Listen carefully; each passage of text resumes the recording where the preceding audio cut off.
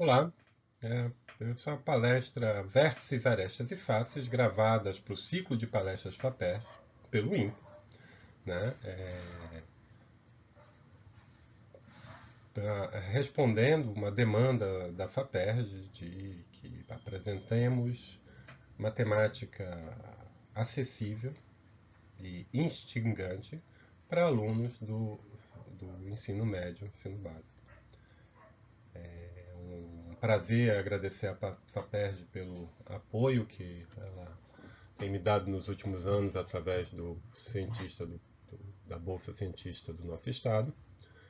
E meu nome é Jorge Vitório Pereira, sou pesquisador titular do INCA.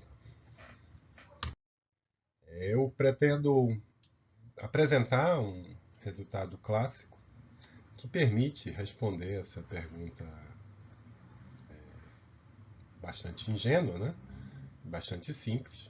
Se eu pegar uma dessas bolas tradicionais, né, de couro, construídas colando pentágonos e hexágonos, né, como você observa aqui, colagem desses, costurando, né, esses pentágonos com esses hexágonos, eu gostaria de saber se o número de pentágonos em cada uma dessas bolas é o mesmo, se eu tenho uma escolha, se eles são determinados por alguma regra matemática ou não. E para investigar essa questão, eu vou utilizar, me valer de um resultado clássico, chamado fórmula de Euler, que é uma fórmula que relaciona o número de vértices, o número de arestas e o número de faces de um poliedro convexo. O poliedro eu estou imaginando como uma figura sólida, né?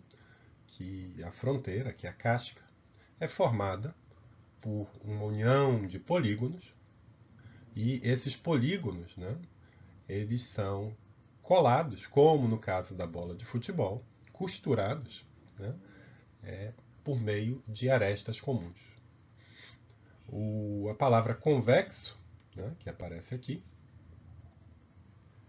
é uma propriedade de uma figura geométrica e que diz que a gente diz que uma figura geométrica é convexa se dado dois pontos, por exemplo aqui x e y, e a gente tomar o segmento de reta ligando esses dois pontos, então esse segmento está contido inteiramente na figura. Então esse aqui é um exemplo de que não é uma figura que não é convexa.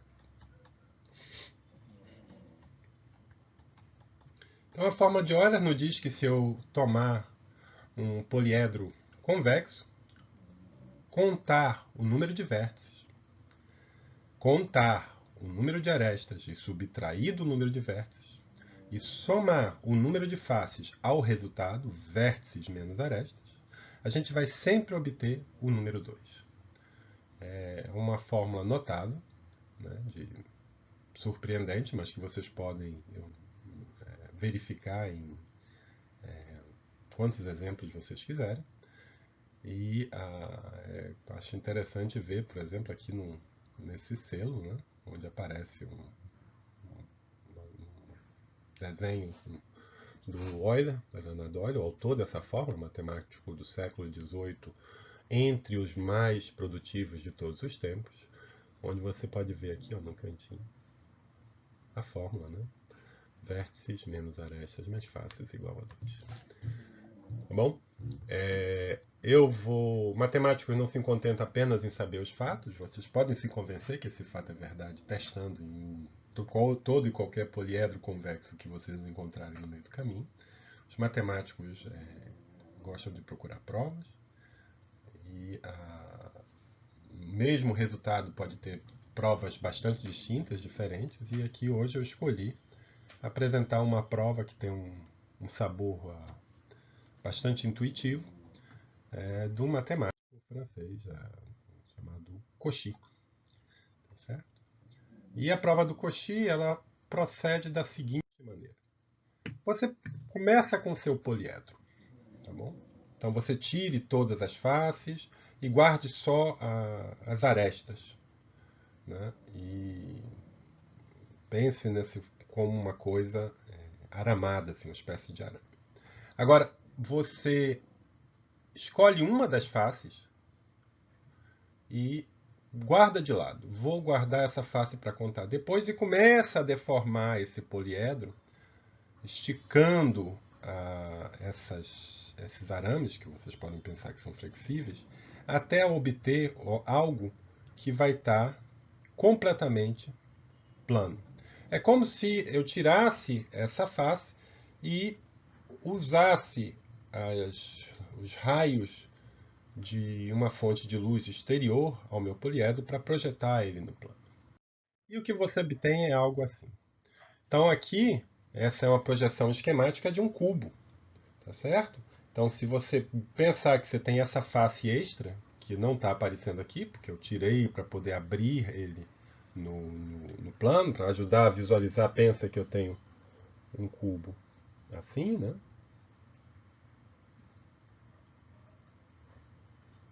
Seria algo assim no espaço tridimensional. Eu tirei essa parte de cima e abri o restante para poder ver algo que se parece com isso no plano. Né? Então vocês têm, eu tirei uma das faces, que eu posso agora pensar que é a face exterior. É como se essa face aqui de fora, essa face daqui de cima, estivesse sendo representada agora pelo exterior da figura. E cada uma das outras faces é representada por uma dessas regiões interiores aqui. Então aqui, como no caso do cubo, eu posso contar, olha, eu tenho 1, 2, 3, 4, 5, 6 faces. Contar o número de arestas é igualmente fácil. Eu tenho 1, 2, 3, 4, 5, 6, 7, 8, 9, 10, 11, 12. Então eu tenho 12 arestas. E tenho 2, 4, 6, 8 vértices.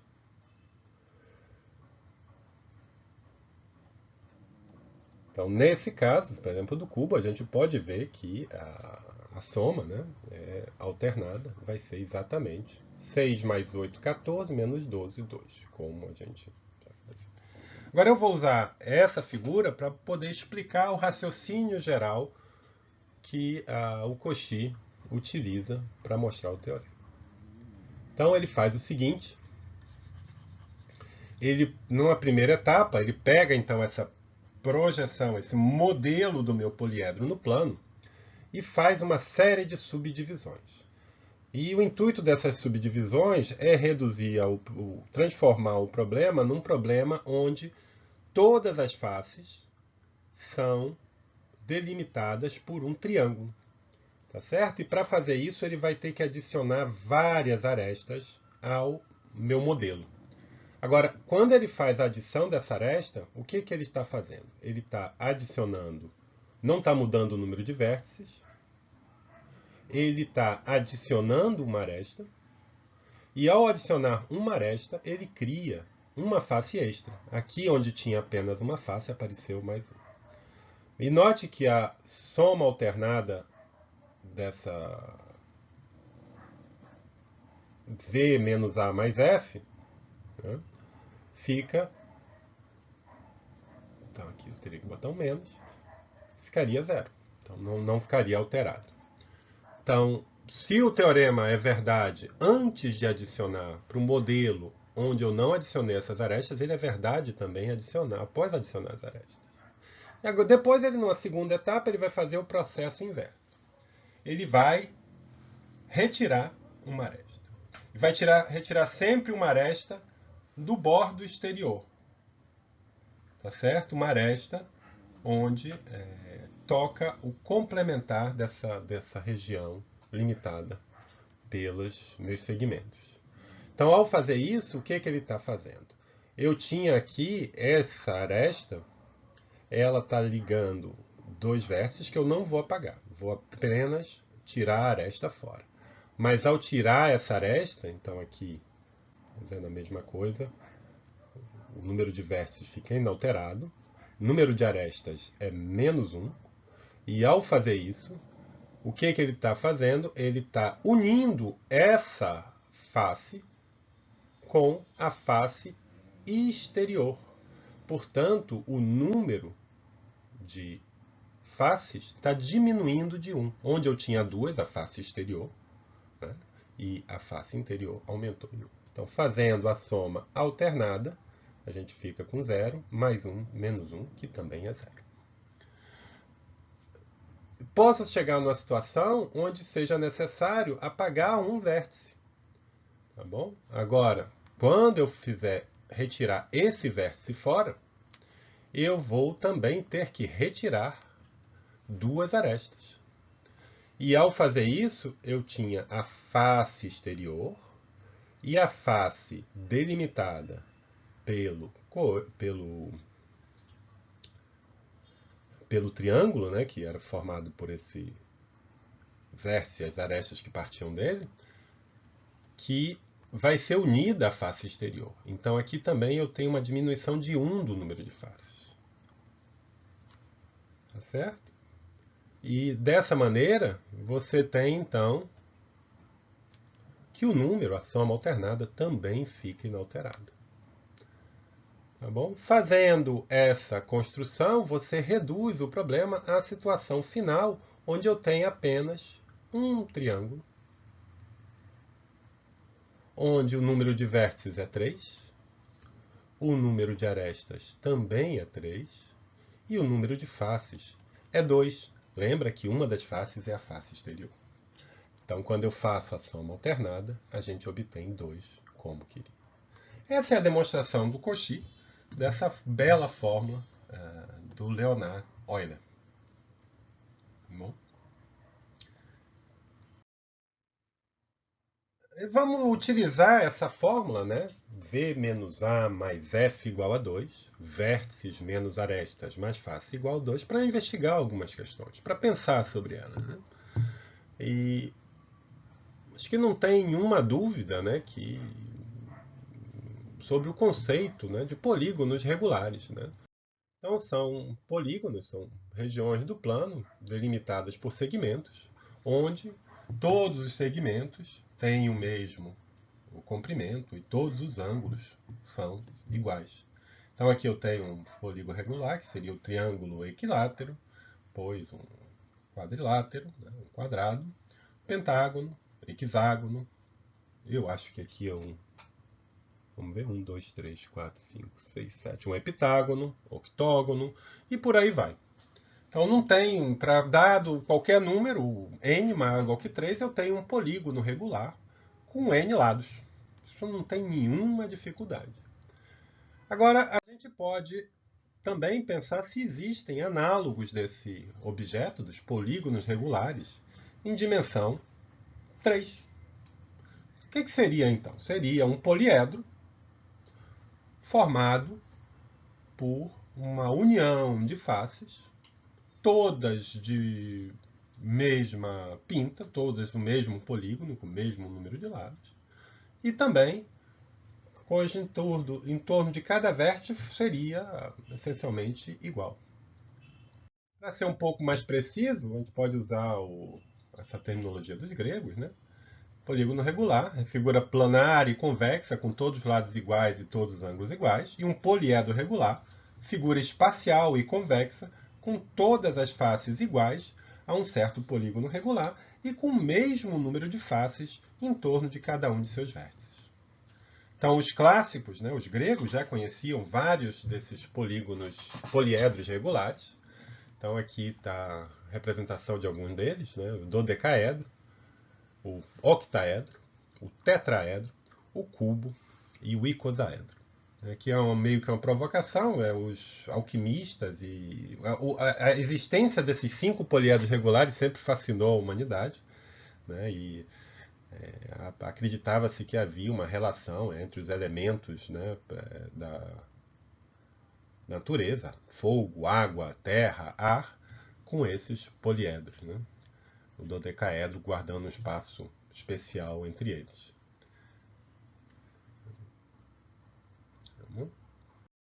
Por exemplo, essa mística dos poliedros regulares influenciou um cientista ilustre, o Kepler, né? Que acreditava que as órbitas dos planetas, né? A gente conhecia apenas 6 na época dele, no final do século XVI, E ele acreditava que as ordens dos planetas guardavam relações com os sólidos platônicos. Então ele utilizou todos os dados, todas as medições que ele tinha na época para tentar explicar a disposição dos planetas de acordo com os sólidos platônicos, que é a mesma coisa, é um sinônimo de poliedro regular. Mas hoje a gente sabe que o Kepler, apesar de ter feito o trabalho fundamental, né, que com os dados que ele coletou, né, e outros astrônomos também ilustres, como Tycho Brahe, coletaram, permitiram o Newton criar a teoria da gravidade. A gente sabe que ele estava completamente delirante nessa busca por uma explicação mística da disposição dos 6 planetas que ele conhecia na época. Hoje a gente sabe que tem muito mais planetas no Sistema Solar, mas parece uma pergunta natural a gente se perguntar se tem algum outro poliedro regular, além daqueles 5 que a gente exibiu no slide anterior, né? E vamos tentar responder essa pergunta, ou investigar pelo menos a pergunta, usando a fórmula de Euler. Tá? Então vamos denotar por P o número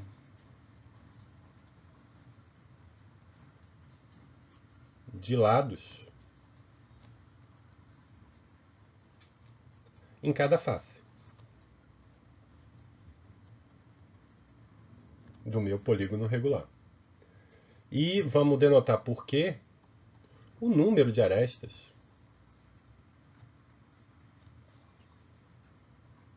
por cada vértice. Sempre imaginando que eu tenho um polígono regular qualquer. Eu sei que esse número de lados é sempre maior ou igual que 3 e que o número de arestas também é maior ou igual que 3. Tá bom? Agora, se a gente pensar, olha só, se eu pegar o número de arestas em cada face, eu vou estar contando, né, P, e multiplicar pelo número de faces, P vezes F, eu vou estar contando cada aresta do meu polígono regular 2 vezes. Então, P vezes F vai ser igual a 2 vezes A. E da mesma forma, se eu pegar cada aresta passando por um vértice e multiplicar pelo número de vértices, o número de arestas por cada vértice e multiplicar pelo número de vértices, eu estou contando o número de arestas 2 vezes. Tá bom? Então eu tenho essas identidades entre o número de lados em cada face e o número de arestas em cada vértice. E eu posso usar elas para ver o que acontece quando eu substituo esses dados aqui na minha fórmula. Porque perceba, daqui eu posso escrever que o número de faces é 2 vezes A sobre P. E que o número de vértices é 2 vezes A sobre Q. E aí eu substituo tudo aqui. Então o número de vértices vira 2 vezes A sobre Q menos A mais 2 vezes A sobre P igual a 2. Faço um pouco de álgebra para simplificar, para poder escrever isso como 2 sobre Q menos 1 mais 2 sobre P vezes A, é o que aparece do lado esquerdo, isso é igual a 2. Mas isso eu posso manipular um pouquinho mais para poder escrever que 1 sobre Q mais 1 sobre P é igual a 2 sobre A mais 1 meio. Chegando nesse ponto, eu deduzo que 1 sobre Q mais 1 sobre P é sempre maior, o número de arestas é sempre maior que zero, então esse número aqui vai ser sempre estritamente maior do que 1 meio. Parece uma bobagem, mas se a gente tentar encontrar valores de P e Q que satisfazem essa identidade, vocês vão ver que não tem muitas possibilidades. Então deixa eu dar uma limpadazinha aqui nessas contas, né? Colocar ela de uma forma um pouco mais organizada. E mostrar para vocês que as únicas soluções que você encontra para essa equação, 1 sobre Q mais 1 sobre P maior que 1 meio, são as que estão listadas aqui. 3, 3, 4, 3, 3, 4, 5, 3 e 3, 5. E essas soluções correspondem cada uma delas a exatamente um polígono, ou um poliedro, um sólido regular. Portanto, isso mostra que os 5 sólidos, poliedros regulares, sólidos platônicos, que a gente apresentou um par de slides atrás, são todos que existem no universo. Então a gente pode continuar a nossa investigação e retornar à nossa pergunta original. A gente tem todas as ferramentas, né, e um argumento muito parecido vai permitir investigar aquelas coisas. Então deixa eu mostrar para vocês como é que funciona. Então vamos fazer a mesma coisa. Então eu tenho aqui posso pensar que isso dou uma achatada na bola, né? Ela era redondinha, mas eu posso pensar que agora é formada por um poliedro não regular, mas é um poliedro convexo com H hexágonos e P pentágonos. E eu sei que o número de faces é H mais P. Agora, para calcular o número de vértices, eu tenho que trabalhar um pouquinho mais, mas eu posso ver o seguinte: cada hexágono ele aparece em 3. Cada hexágono tem 6 arestas, ou tem 6 vértices. Cada pentágono tem 5 vértices. Agora, cada vértice vai pertencer exatamente a 3 figuras. Então, eu tenho que, para calcular o número de vértices, eu tenho que fazer 6H mais 5P, dividir por 3. E de forma parecida, o número de arestas, cada hexágono tem 6 arestas, cada pentágono tem 5 arestas, e cada aresta aparece em exatamente 2 figuras. Então, eu tenho que dividir 6H mais 5P por 2. Começo com minha expressão V menos A mais F, né, igual a 2. Substituo o V e o A aqui, e o F, para obter uma expressão envolvendo H e P's. Faço uma álgebra básica e observo, olha, que apareceu 12H mais 6H, 18H, e aparece também um menos 18H. Então, subtraindo, o H some da expressão. E por mágica, aparece que o P tem que ser exatamente 12. Portanto, em todas aquelas bolas, ou qualquer outra bola que você possa construir, colando pentágonos e hexágonos de modo que em cada vértice você tenha encontro de 3, você vai ter exatamente 12 pentágonos. Você não vai conseguir construir uma bola, costurar uma bola com um número diferente de pentágonos. Tá bom? Para concluir a minha exposição, deixa eu falar que a história não termina por aí.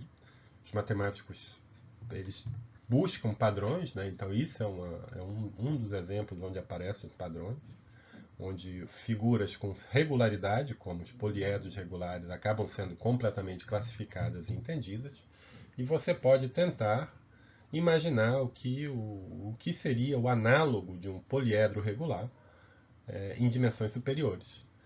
E os matemáticos têm uma teoria para tratar disso, e uma delas fala dos que são chamados politopos convexos. Não precisa nem de politopos regulares, né, convexos em dimensão maior, e você tem também uma classificação. E aqui, para poder provocar quem esteja interessado, eu coloco simplesmente os nomes que eles aparecem na literatura e deixo que quem queira e quem tem interesse utilize uma das grandes ferramentas que a gente tem hoje, que é a internet, para descobrir um pouco mais sobre essas figuras misteriosas a uma primeira vista, mas que são extremamente familiares para alguns dos matemáticos de hoje. Tá bom? Eu termino agradecendo a todos vocês pela atenção e também, novamente, a FAPERJ pelo apoio fornecido através do projeto Cientista do Nosso Estado. Até a próxima.